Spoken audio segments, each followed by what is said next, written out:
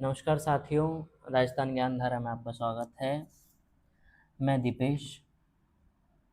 हम एक नई श्रृंखला लेके आए हैं राजस्थान में होने वाली आगामी सीईटी 2026 के लिए। राजस्थान की संपूर्ण जीके आपको हम निःशुल्क पढ़ाएंगे हमारे इस चैनल पर, जिसका नाम है राजस्थान ज्ञान धारा, जो कि दूर दराज गाँवों में बैठे हुए ऐसे बच्चे जो कि बड़ी बड़ी कोचिंगों की फ़ीस नहीं दे सकते, जिनके पास में कोई सोर्स नहीं है, उनके लिए एक छोटा सा प्रयास है, कोशिश है कि अधिक से अधिक जानकारी, अधिक से अधिक नॉलेज राजस्थान जीके की उन तक पहुंचाई जाए। तो ये एक छोटा सा प्रयास है और आप सभी के लिए है, और एक निःशुल्क प्लेटफॉर्म की हमने शुरुआत की है। तो आशा है कि आप सभी धीरे धीरे इस प्लेटफॉर्म से जुड़ेंगे। तो हम सबसे पहले राजस्थान की ज्योग्राफी पढ़ेंगे, राजस्थान का परिचय पढ़ेंगे, उसके बाद हम राजस्थान का इतिहास पढ़ेंगे, उसके बाद हम राजस्थान की पॉलिटी पढ़ेंगे। तो 3 चरणों में हम हमारा सिलेबस संपूर्ण करेंगे। तो चलिए शुरुआत करते हैं आज राजस्थान के परिचय के बारे में। राजस्थान नाम कैसे पड़ा, राजस्थान शब्द क्या है, कहाँ से आया, इन सब चीज़ों के बारे में आज हम पढ़ने वाले हैं। तो मैं चाहूँगा कि सभी अटेंटिव होकर यहाँ ध्यान दें।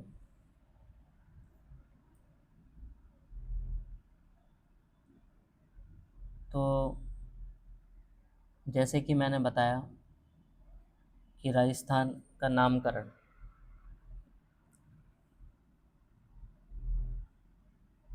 तो हम हमारी स्लाइड में देख सकते हैं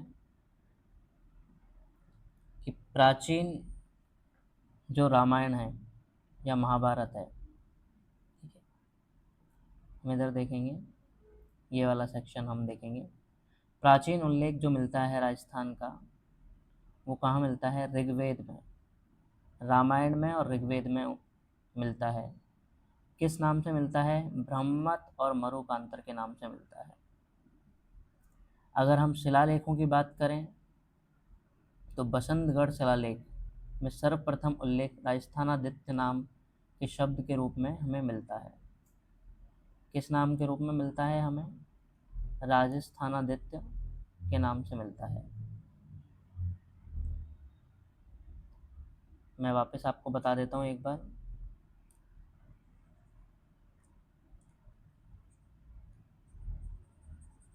देखिए, प्राचीन उल्लेख जो मिलता है सबसे पहले वो मिलता है रामायण और ऋग्वेद में, ब्रह्मत और मरुकांतर के रूप में। शिलालेखों में हम बात करें तो पहला हमारा आता है बसंतगढ़ शिलालेख 625 ईस्वी, राजस्थानादित्य के नाम से। उदयपुर के शिलालेख की हम बात करें, महाराजा भीम सिंह जी जोधपुर ने राजस्थानम शब्द का प्रयोग किया।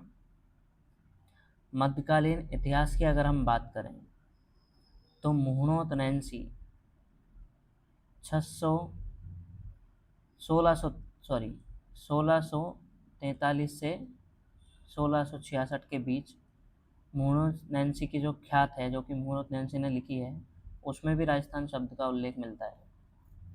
मुहणोत नैन्सी की ख्यात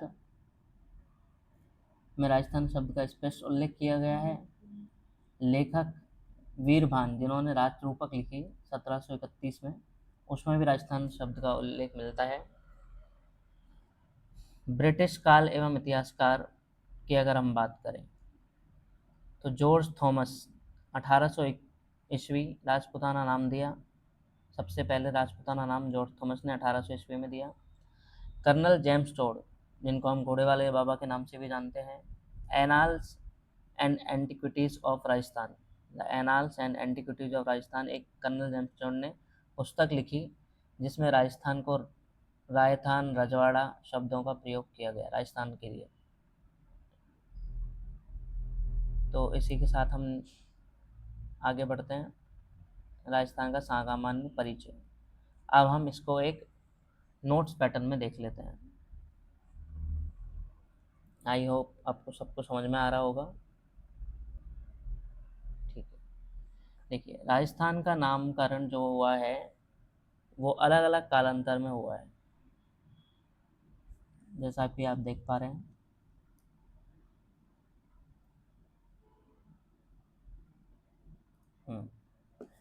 विभिन्न कालों में इस प्रदेश को अलग अलग नामों से जाना जाता रहा है। ऋग्वेद काल में ब्रह्मवृत के नाम से। अब ये क्वेश्चन आपसे पूछा जाएगा कि ऋग्वेद काल में राजस्थान को किस नाम से जाना गया, तो ब्रह्मवृत के नाम से पुकारा गया। रामायण काल में वाल्मीकि ने क्या कहा, मरुग्रंथर कहा। प्राचीन तक अभिलेख बसंतगढ़ शिलालेख जो कि सिरोही का है, सबसे प्राचीनतम लिखित उल्लेख मिलता है, जिसमें राजस्थानादित्य शब्द का प्रयोग किया गया है। किस शब्द का प्रयोग किया गया है? राजस्थानादित्य, जो कि 625 ईस्वी का है। बसंतगढ़ शिलालेख का विवरण। यह शिलालेख खीमल माता मंदिर के पास लगा हुआ है, जो चावड़ा वंश के शासक वर्मलाल के समय का है। इसमें दास प्रथा का वर्णन किया गया है।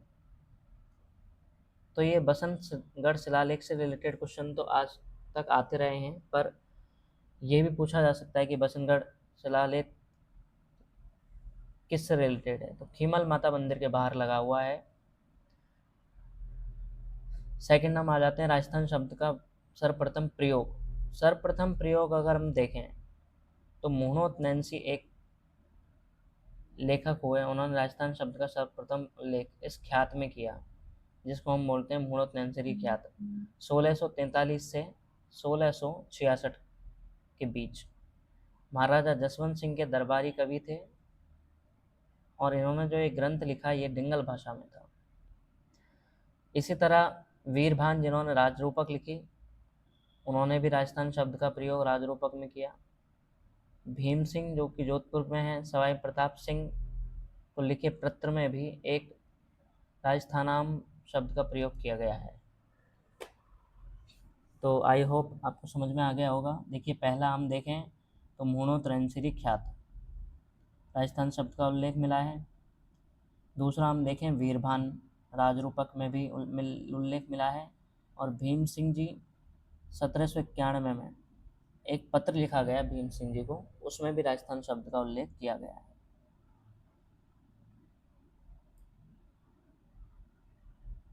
ठीक है, चलिए आगे आगे हम देखते हैं कहाँ कहाँ पे उल्लेख किया गया है। राजपूताना शब्द का प्रयोग जॉर्ज थॉमस द्वारा किया गया, जैसा कि मैंने आपको पहले बताया। किस भूभाग के लिए किया गया? राजस्थान भूभाग के लिए किया गया। राजपूताना का सर्वप्रथम प्रयोगकर्ता कौन है? राजपूताना शब्द का सर्वप्रथम प्रयोग जॉर्ज थॉमस ने किया। विलियम फ्रैंकलिन ने 1805 में अपनी पुस्तक निकाली military memories of the George Thomas.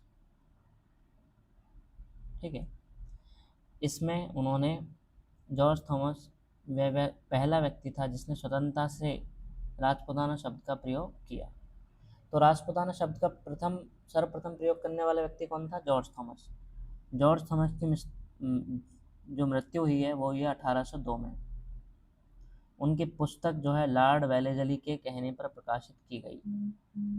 Mughal साहित्यकार राजपुत्रों के बहुवचन के लिए राजपूत शब्द लिखते थे, जिसे बाद में अंग्रेजों ने राजपूताना कर दिया। मुगल साहित्यकार जो होते थे वो राजपूत शब्द का यूज़ किया करते थे, जिन्होंने अंग्रेजों ने इसको क्या कर दिया? राजपूताना। अब हम देखते हैं नेक्स्ट कर्नल जेम्स टॉड और उनकी पुस्तक। राजस्थान शब्द का पहला प्रयोगकर्ता अगर हम देखें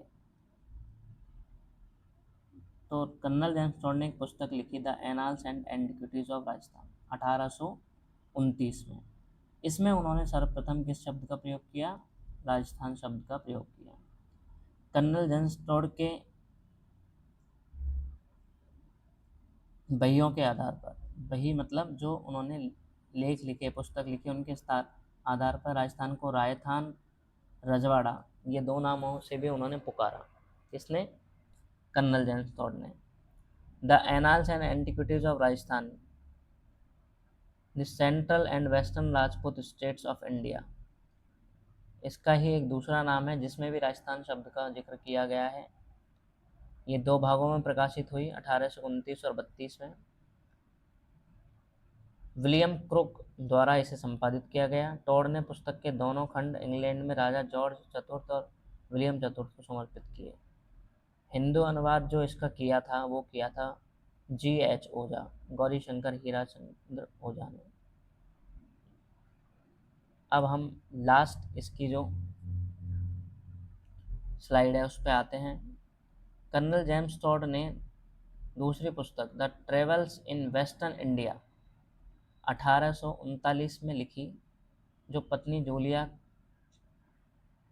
क्लटरबक ने प्रकाशित किया। यह पुस्तक विलियम हंटर ब्लेयर को समर्पित की गई।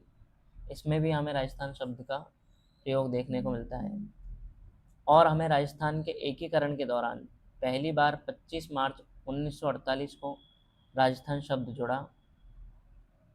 एकीकरण का दूसरा चरण, जिसका नाम पूर्व में राजस्थान संघ रखा गया।